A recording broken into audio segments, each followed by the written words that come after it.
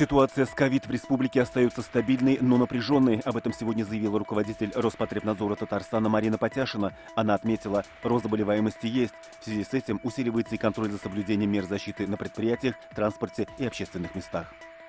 Заболеваемость онкологией в Татарстане за последние 10 лет увеличилась на 23%. Об этом сообщил внештатный онколог Минздрава Эдуард Нугуманов. С начала года более 1000 человек в республике, которые должны уже сейчас проходить лечение, еще не дошли до онкологов, хотя профильный диспансер ни разу не прерывал свою работу. В Казани в 2022 году могут провести основную сессию Комитета всемирного наследия. Об этом в режиме видеоконференции заявил ответственный секретарь Российской комиссии по делам ЮНЕСКО Григорий Орджоникидзе.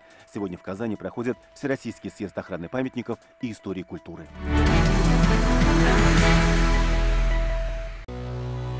Наша рука помощи вашему бизнесу. Антикризисные предложения. Телефон 843 5 705 100. Көтелмәгән кунак көттөреп кенә интернет челтәрләренә дә килеп җитте.